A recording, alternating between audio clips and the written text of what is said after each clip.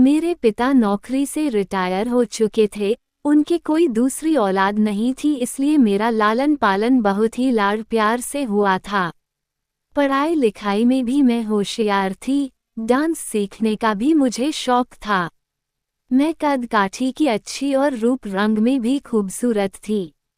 एक बार शहर में डांस का कंपटीशन था, मैंने भी उसमें हिस्सा लिया और मैं उसे जीत गई।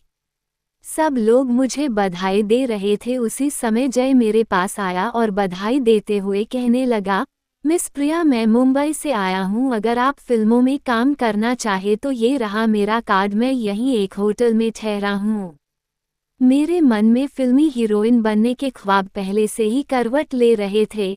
मैंने सोचा भी ना था कि फिल्मों में जाने का मौका मुझे इतनी जल्दी मिल जाएगा। मैं रात भर जय का कार्ड लेकर सोई। अगले दिन दोपहर होते होते ही मैं उस होटल पहुंच गई। क्या लेंगी, ठंडा या गर्म? जय ने पूछा। ठंडा लूंगी, मैंने कहा। जय ने वेटर को ठंडा लाने का ऑर्डर दिया। इस बीच उसने मुझको कई एंगल से देखा।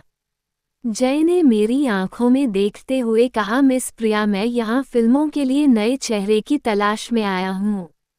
मुश्किल यह है कि मैं जहाँ भी जाता हूँ वहाँ नए चेहरों की भीड़ लग जाती है। मैं हर किसी को तो हीरोइन बना नहीं सकता, जिसमें टैलेंट होगा वही तो फिल्मों में आ सकेगी। मेरे बारे में आपकी क्या राय है? मैंने शर्माते हुए जय से पूछा। जय ने कहा, तुम्हारा गोरा भूरा भरा हुआ बदन है, फिगर अच्छा है, तुम्हारे मुस्कुराने पर गालों में जो ये गड्ढे बनते हैं वे भी लाजवाब है। डांस में तो तुम होशियार हो ही। रही एक्टिंग की बात तो एक्टिंग ट्रेनिंग ज्वाइन करवा दूंगा। जय को लगा कि चिड़िया फंस रही है। उसने मेरी ओर देखते हुए फिर कहा, मिस प्रिया, मुझे पर भरोसा रखो, मैं आज रात को मुंबई जा रहा हूँ। 2 दिन बाद मेरे इस पते पर आ जाना। साथ में कोई ज़्यादा सामान लाने की ज़रूरत नहीं है, वहाँ मैं सारा इंतजाम कर दूंगा। अभी अपने घर परिवार या फिर यार दोस्तों को भी मत बताना। मेरे ऊपर जय की बातों का जादू की तरह असर हुआ। मैं अभी से अपने आप को फिल्मी हीरोइन समझने लगी थी। मैंने मन ही मन तय किया कि मैं मुंबई जरूर जाऊंगी। रही माँ बाप की बात, तो ढेर सारी दौलत आने के बाद सब ठीक हो जाएगा। आज जय को गए 3रा दिन था। मैंने चुपचाप मुंबई जाने की तैयारी कर ली। स्टेशन पर पहुंचते ही मैंने जय को फ़ोन कर दिया कि मैं सुबह की गाड़ी से मुंबई आ रही हूं। जय ने मुझे स्टेशन पर मिलने के लिए कहा। मैं पहली बार मुंबई आई थी। स्टेशन पर उतरते ही मुझे जय मिल गया। स्टेशन के बाहर निकलते ही जय ने मुझको कार में बैठाया और कार तेजी से चल दी। जय मुझको एक आलीशान बंगले में ले गया। मेरी आंखें भी उस बंगले को देखकर चौंक गई। जय ने कहा, मिस प्रिया, आप थकी हुई हैं, नहा धोकर आराम कर लीजिए, मैं शाम को आऊँगा। शाम को 8 बजे से पहले ही जय आ गया। उसने मुझको बड़े ध्यान से देखा और बोला, मिस प्रिया, वैसे तो सब ठीक है, पर तुम्हें यहाँ कुछ खास लोगों से मिलना होगा। पहनने को कुछ बढ़िया कपड़े भी चाहिए, वैसे मैं खरीदारी करवा दूंगा। आज एक खास आदमी से तुम्हारी मुलाकात करानी है। Mister Rajiv Agarwal film industry की जानी मानी हस्तियों में से एक हैं। वे दर्जनों फिल्में बना चुके हैं, बहुत ही कामयाब फिल्मकार हैं। जय ने प्रिया को गाड़ी में बैठाया और थोड़ी ही देर में हम समुद्र किनारे बने होटल में जा पहुंचे। राजीव अग्रवाल वहां पहले से मौजूद था। जय ने मेरा परिचय कराया। राजीव मुझको देखकर बहुत खुश हुआ। एक अनछुई कली उसे मिलने वाली थी। राजीव ने जय से कहा, क्या लेंगे, ठंडा या गर्म? जय ने कहा, कल की होने वाली हीरोइन हमारे सामने है, आज तो कुछ यादगार पार्टी हो जाए। आज का मीनू मिस प्रिया की पसंद का होगा। मैंने केवल ठंडा पीने की हामी भरी। ठीक है, आज हम भी मिस प्रिया की पसंद का ही ड्रिंक लेंगे। राजीव ने वेटर को ठंडा सॉफ्ट ड्रिंक लाने का ऑर्डर दिया। थोड़ी ही देर में वेटर ने टेबल पर ड्रिंक सजा दिया। जय ने गिलास में ड्रिंक डालते हुए कहा, मिस प्रिया, ये फिल्मी दुनिया है, यहाँ कुछ दिखावा करना पड़ता है। सामने देखो, फिल्मी हस्तियाँ बैठी हुई है, अपना मनोरंजन तो कर रही हैं, साथ ही अपने हाव भाव से दूसरों को भी लुभा रही हैं। मैंने एक बार फिर होटल में उनते हुए मादक माहौल को देखा। वहाँ की बातचीत और हवा में एक अजीब सी गंध तैर रही थी।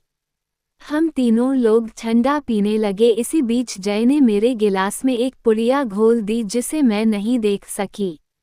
राजीव ने मुझको तिरछी नज़रों से देखा और कहा, मिस प्रिया, हम लोग फिल्मों में करोड़ों रुपए लगाते हैं, किसी नए कलाकार के लेने में रिस्क होता है, बेडरूम सीन भी लेने पड़ते हैं। अगर नया हीरो सीन को करने में शर्मा गया तो अपना बेड़ा गर्क समझो। इसलिए हम बहुत सोच समझकर किसी नए हीरो को लेते हैं। मैंने सोचा मुश्किल से मुझे यह मौका मिला है, अगर अपने भरोसे से इन्हें नहीं जीता तो काम नहीं बनेगा। अचानक मुझको अपना सिर भारी सा लगा, जगमगाती रोशनी नाचती सी दिखी। मैंने जैसे कहा, मेरा सिर चकरा रहा है, मुझे नींद सी आ रही है, मैं अब बैठी नहीं रह सकूंगी। जय ने राजीव की ओर देखा और कहा, चलो हम लोग चलते हैं, कल स्क्रिप्ट पर चर्चा करेंगे। जय ने मुझको सहारा दिया और होटल के बाहर खड़ी कार तक लाया। मुझ पर पुड़िया का पूरा असर हो गया था। मुझको साथ लेकर जय राजीव के साथ बैठ गया। वे गाड़ी को सीधे एक कोठी पर ले गए। मैं पूरी तरह बेसुध थी। सुबह जब मेरी नींद खुली तो मेरा बदन दर्द के मारे फटा जा रहा था। मैं समझ गई कि मेरे साथ धोखा हुआ है। अब पछतावे के सिवा मैं कर भी क्या सकती थी। घर तो वापस जाने से रही। मैं तकिए में मुंह छिपाकर रोती रही। शाम होते ही मिस्टर राजीव दोबारा कमरे में आया। हेलो मिस प्रिया, कैसी हो? तुम्हारे लिए जल्द ही एक फिल्म शुरू कर रहा हूँ।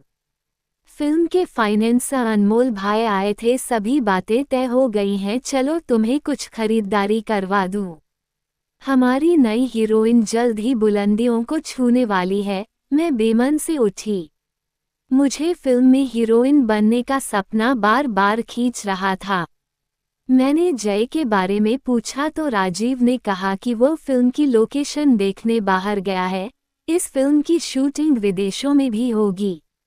मैं जब रात को लौटी तो मेरे पास नए फैशन के कपड़े थे। मैं अपने आप को फिल्मी हीरोइन समझने लगी थी। इसी तरह राजीव के साथ पूरा महीना निकल गया। मैं रोज रात को राजीव के साथ सोती। एक दिन राजीव ने मुझसे कहा, प्रिया, मैं फिल्म के सिलसिले में बाहर जा रहा हूँ। इस बीच अनमोल भाई आएंगे, वही फिल्मी ट्रेनिंग भी दिलवाएंगे। मेरे लौटने पर फिल्म का भव्य मुहूर्त होगा। अनमोल भी मुझको फिल्मी ख्वाब दिखाते रहे। इस बीच ना तो जय लोकेशन देखकर लौटा और ना ही राजीव विदेश से। जो खेल जय मेरे साथ खेलता रहा था वही खेल अनमोल ने भी खेला। मुंबई आने पर मैं पहली बार 2 दिन तक अकेली रही। दोपहर का समय था। मैं चिंता में डूबी एक मैगजीन पलट रही थी कि बाहर की घंटी बजी। मैंने दरवाजा खोला तो दरवाजे पर कुछ दादा टाइप लोग खड़े थे। उन्होंने मुझसे कहा, मैडम, ये कोठी खाली कर दीजिए, इसका एग्रीमेंट खत्म हो गया है, किराए पर थी। मैं कहाँ जाऊँ, यहाँ तो मेरा कोई भी नहीं है। मिस्टर राजीव और अनमोल भाई को आ जाने दीजिए। राजीव और अनमोल अब कभी नहीं आएंगे। और जय, देखिए मैडम, जय आपको कहाँ मिलेगा, वह तो नए चेहरे की तलाश में पूरा हिंदुस्तान घूम रहा होगा।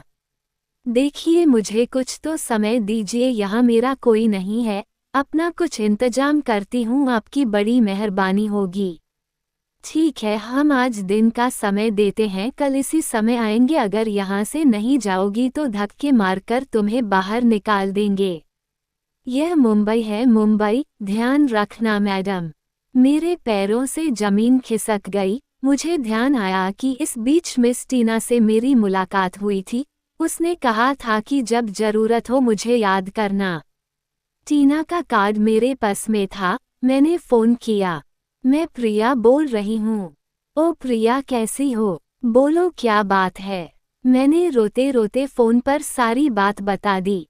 टीना ने कहा, मैं जानती थी कि एक दिन तुम्हारे साथ भी वही होगा जो मेरे साथ हुआ था। यह अच्छे भले घर की लड़कियों को फिल्मी दुनिया के ख्वाब दिखाते हैं। तुम्हारी तरह मैं भी इनके चुंगल में फंस गई थी। हीरोइन तो नहीं बन सकी लेकिन कॉल गर्ल जरूर बन गई। मैंने जय के साथ तुम्हें पहले दिन ही देखा था, मुझे भी यही जय का बच्चा हीरोइन बनाने के लिए लाया था। अब मैं घर की रही ना घाट की, तू ऐसा कर मेरे पास आजा और मेरी रूम पार्टनर बन जा। शाम को मुझे कहीं निकलना है, फोन पर फोन आते हैं, समझ गई ना, फिल्मी सेटिंग पर चलना है। मेरी और तुम्हारी जैसी ना जाने कितनी ही लड़कियां इस माया नगरी में आ गई और कितनी ही आने वाली हैं। ये सिलसिला कब रोकेगा कहा नहीं जा सकता। आज भी जय जैसे कई दलाल फिल्मी हीरोइन बनाने के लिए नए चेहरों की तलाश में है। मैं मन ही मन अपने आप को कोस रही थी। तो दोस्तों, आपको यह वीडियो यहीं पर खत्म होती है। धन्यवाद।